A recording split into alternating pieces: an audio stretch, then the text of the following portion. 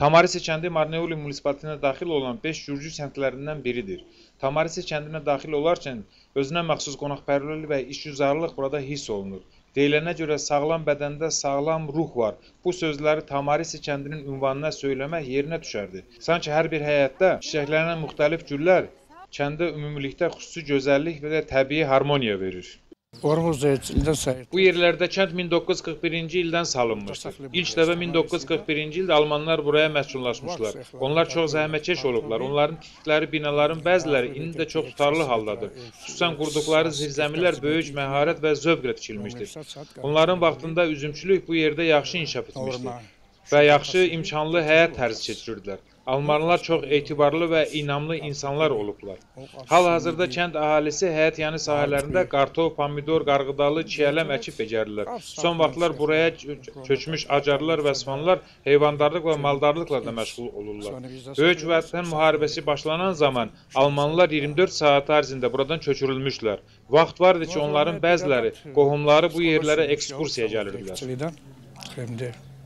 Kəndin inkişaf layihəsi proqramına əsasən 2010-cu ildə Tamaris ərazi vahidliyinə 40 min lari ayrılmışdır. Bu vəsait kənd qəbristanlığının hasarının tikilməsinə xərclənmişdir. 2011-ci ildə isə ərazi vahidliyinə 50 min lari ayrılmışdır ki, bu vəsaiti Adət-ənənələr sarayının tikilməsinə və buraya lazım olan əşya və avadanlığın alınmasına xərclənəcəyi nəzərdə tutulur.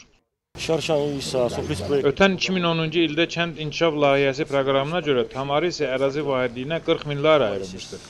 Bu məbləğdən bir qismi kənd qəbristanlığının hasarlanmasına xərclənmişdir.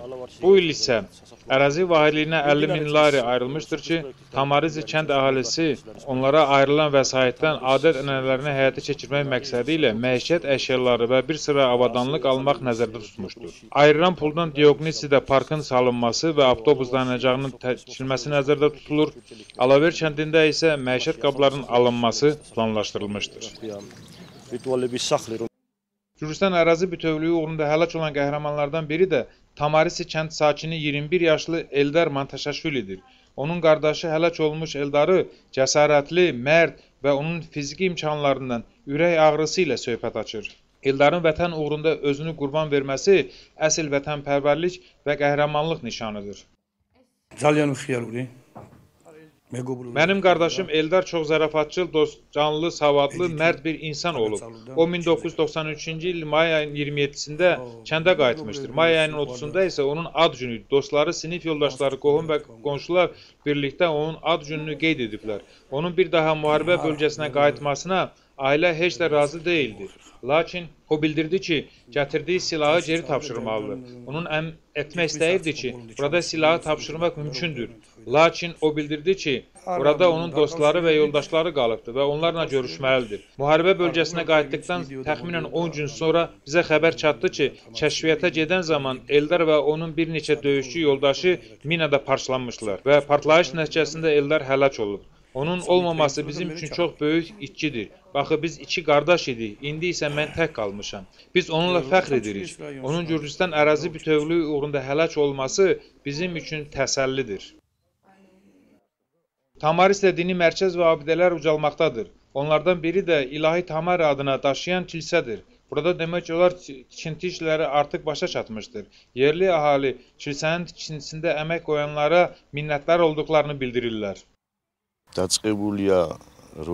Gördüyünüz bu kilsənin tikintisinə təxminən 8-10 il bundan əvvəl başlanmışdır ki, bu kilsənin tikilməsi Laşq ailəsi tərəfindən maliyyələşdirilir. Artıq tikinti işləri sona çatmaq üzrədir və çox güman ki, bu ilin payızında bu tikinti başa çatacaqdır. Tamaris Açıq Məktəbində təhsil alan 257 nəfər şagirddən 62-si Azərbaycanlıdır. Məktəb müdiriyyətinin bildirdiyi kimi, bunların inteqrasiya yolunda məktəb bir sıra əməli işlər görür və tədbirlər keçirir. Ötən il 23 nəfər məzundan 8 nəfəri Gürcüstan ali məktəblərinə qəbul olublar ki, onlardan 2 nəfəri dövlət qrantı hesabına təhsil alır. Tamarisidə orta məktəb 1954-cü ildən fəaliyyət göstərir. Tamaris kəndində məktəb 1954-cü ildən fəaliyyət göstərir. Bu məktəb illər boyu qabaqcıllar sırasında olub. 1989-90-cı illərdə keçmiş SSR məkanında Tamaris məktəbinin fəaliyyəti xüsusi diplomla qiymətləndirilmişdir. 2010-cu ildə Gürcüstan Təhsil və Elm Nazirliyinin sərəncamına əsasən Tamaris məktəbi baza məktəbi kimi fəaliyyət göstərmişdir və o qonşu məktəblər bununla birləşdirilmişdir. Bu məktəblərin şagirdləri təhsillərini davam etdirmək üçün buraya gəlirlər. İllər ərzində bizim ətraf Azərbaycan kəndləri və onun məktəbləri ilə sıx işgüzar şəraitimiz və münasibətimiz olmuşdur. Hələ bir gözəl təşəbbüs əsasında keçirilən aksiya indi də çoxlarının yadındadır. Bunun məzmunu ondan ibarət idi ki, Azərbaycanlı şagirdləri Tamaris məktəbinin şagirdlərinin ailələrində yaşayırdılar. 3 ay davam edən bu aksiya çox gözəl nəticə vermiş və sağlam ünsiyyət yaratmağa səbəb olmuşdur.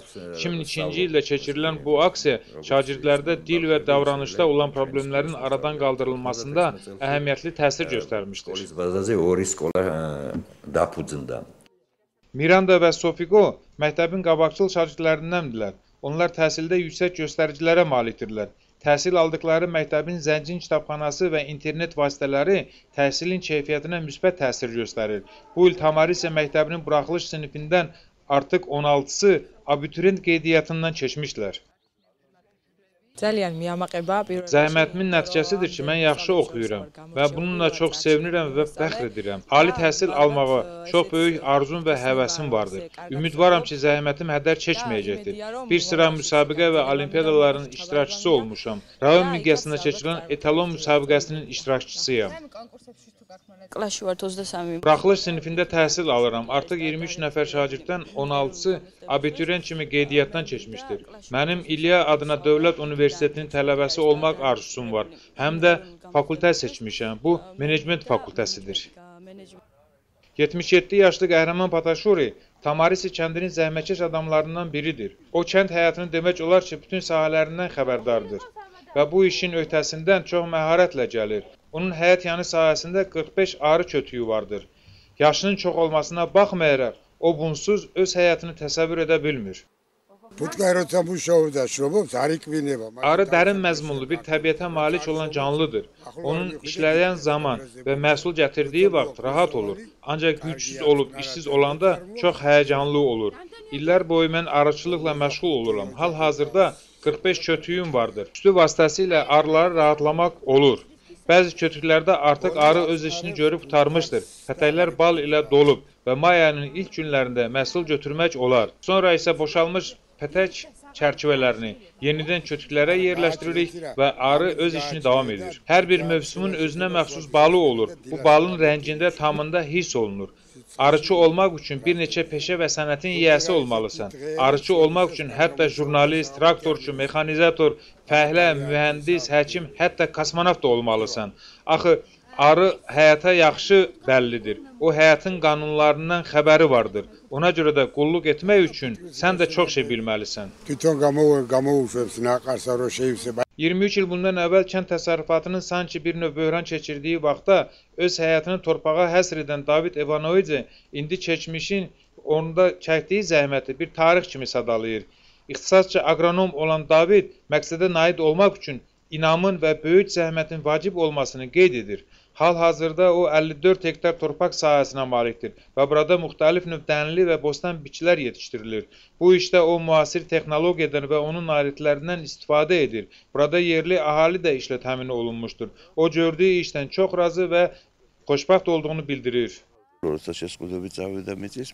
Artıq 23 ildir ki, mən burada çalışıram. Özəlləşdirmə prosesi başlayan zaman mən də bu ərazini özəlləşdirdim.